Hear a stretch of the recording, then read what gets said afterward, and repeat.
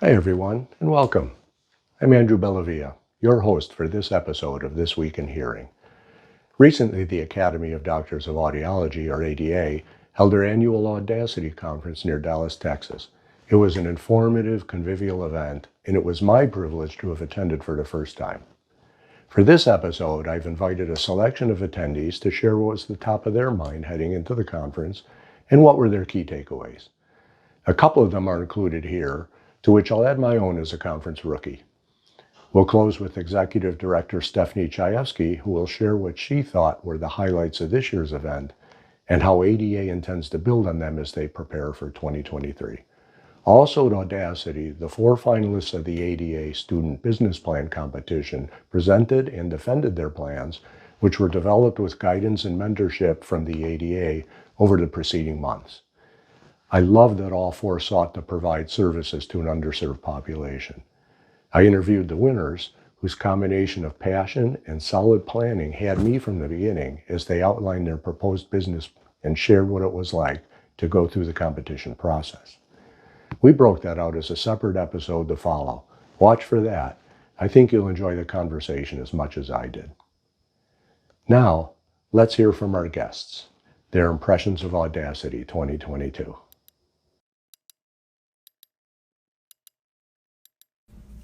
Hey, it's Dr. Battat with Oracle Hearing Center in Lawrenceville, New Jersey. I'm a private practice owner. I was fortunate enough to attend ADA this year in Grapevine, Texas. I really enjoyed it. I walked in thinking that it was going to be OTC heavy, what to do about OTC, all that good stuff. And was pleasantly surprised at the very practical takeaways.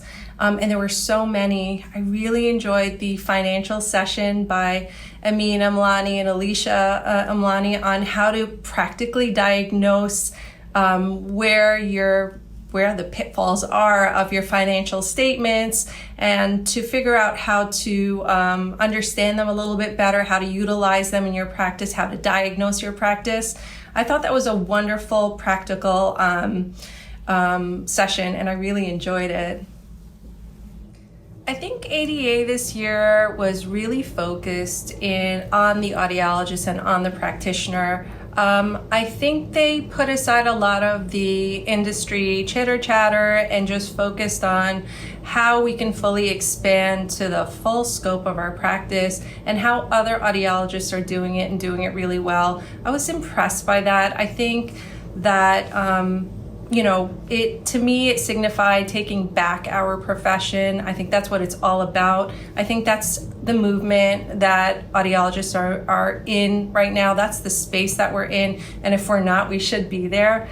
So I really, really enjoyed that it was about the private practitioner and working to the full scope of practice and learning from one another on how to do that. So great job with that, ADA. Some of my favorite sessions at the ADA conference this year were the tinnitus workshops and the APD workshops. And what I loved about them was being able to hear other private practitioners, so people who are on the ground, people who are seeing patients. And so it was really, really relatable. It seemed pretty understandable, pretty easy to go back to work and say, okay, this is what we want to implement, or this is what we want to learn more about, and other people have done it, we can do it too. So I was inspired by them. I thought it was wonderful to have audiologists share and teach other audiologists. I think we as audiologists have so much to provide and support one another, and that's what I loved about those sessions, and I'm so glad I attended.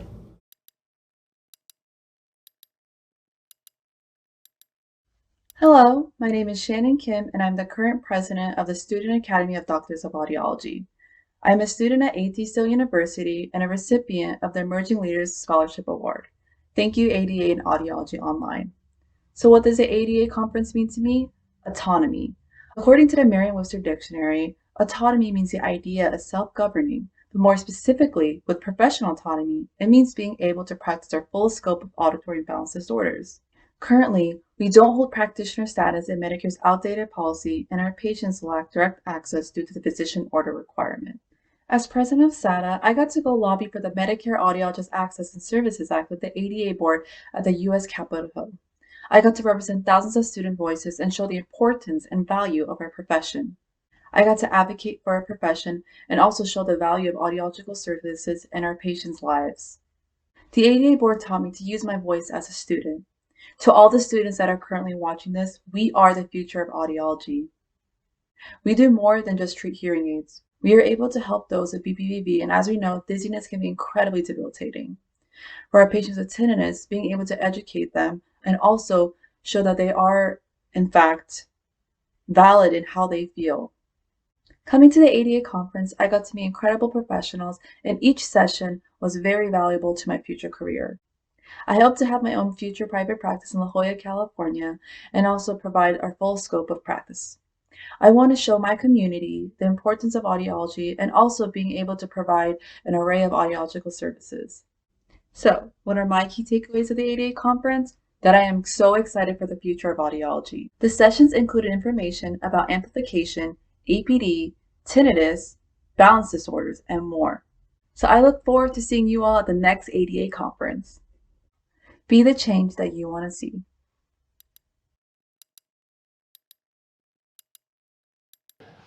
My goals for attending AuDacity 2022 were twofold. My background in business development and marketing is primarily on the hardware and device side. In my new role as founder of the consultancy AuraFuturity, one goal for the conference was to gain deeper knowledge about the practice of audiology and the forces at work on audiology businesses today. This included federal rules and their effect on state legislation, insurance issues, and how practices can and are thinking creatively to create value, reach more people, extend the range of services, and improve profitability in a changing environment. What I saw through my lens as an outsider, meaning a non-audiologist, was an engaged and dynamic group of people looking for and sharing ways to evolve and improve their practices. After attending AuDacity, I have no doubt that those who are there will make the challenges and changes work for them, ultimately bringing more and better care services to a broader population. It was great to learn more about how that's taking place. I was especially impressed with the pre-conference workshop on mobile audiology. In two different presentations, the point was made that in the U.S., there are far too few audiologists to meet the need for hearing care services, and that most practices are concentrated in densely populated areas. One driver of the legislation to create OTC hearing aids was lack of access. While there will be people who will buy an OTC hearing aid at a rural pharmacy or online and achieve good results, this will be a small fraction of those who need hearing care. The workshop was an eye-opener to me to the creative ways people are delivering services to populations who would otherwise find access to professional care either difficult or impossible. If I recall correctly, one or two of the people operating mobile or in-home services said they never even created a business plan. They just saw the need, made the necessary investment to make it happen, and were successful almost from the beginning. The need is that great, and I loved hearing how the presenters were making it happen. Thanks also to Shoebox, who sponsored the workshop lunch, for spending time showing me how their latest portable solutions worked. My second goal of attending was to either reconnect with those I'd met before or to meet for the first time those I knew only online. I had so many terrific conversations and met so many interesting people. I also learned a lot from those informal conversations and could see that this was going on all over the place. That kind of sharing and collaboration is hard to replicate online. In that respect, my attending was a complete success, which also showed how valuable it is to actually get together in person. Everyone was so open and welcoming to me, and I was delighted to be there. I'm so looking forward to next year.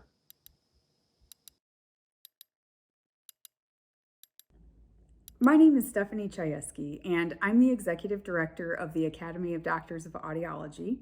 And I had the privilege of being part of the staff team this year that put on AuDacity 2022 in Dallas, Texas. And it was an extremely rewarding experience.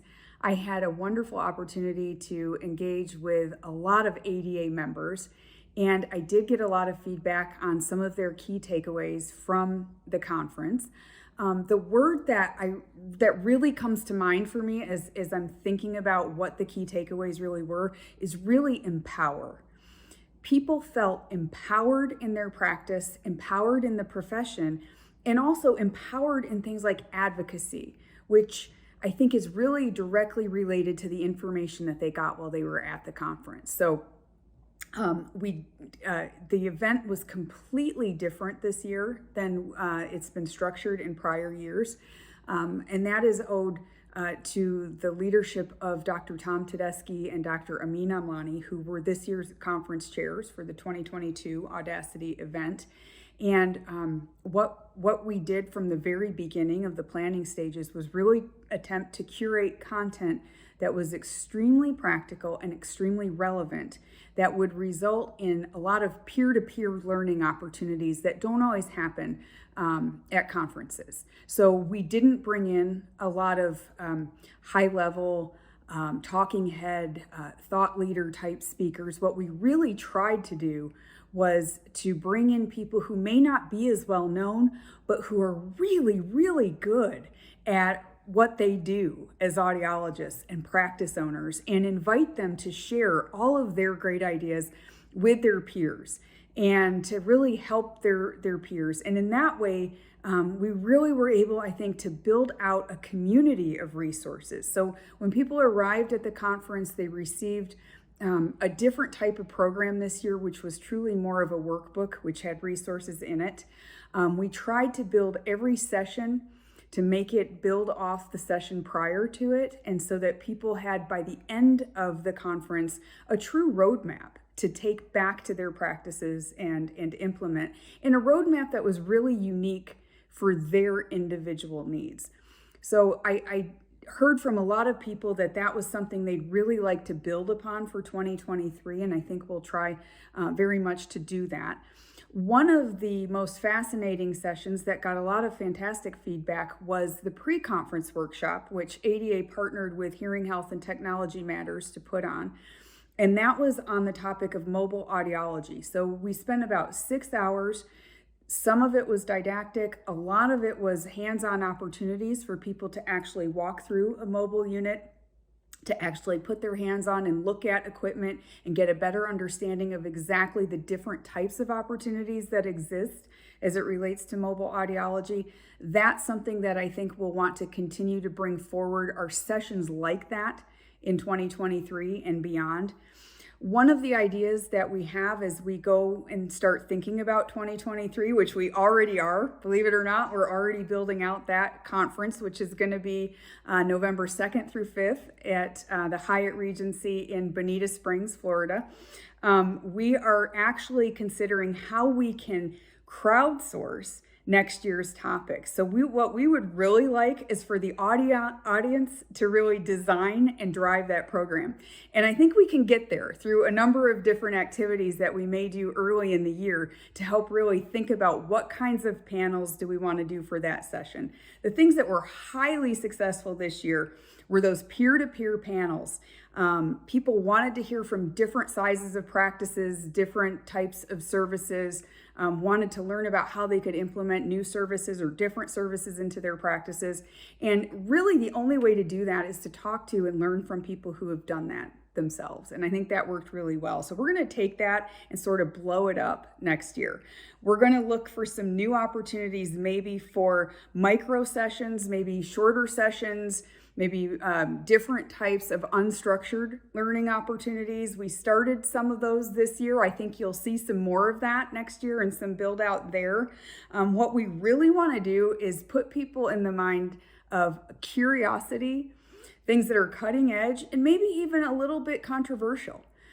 These are the things that we need to be talking out to really push the envelope for the profession to go forward. So that's what we're really hoping to do in 2023 is to take what we did this year and actually just push it out even further. And I know that we'll be successful in doing that. So I encourage everyone, if you haven't done so already and you're still interested, please go to audiologist.org. You can get information. You can still watch. A lot of the sessions were recorded. Happy to have people still engage.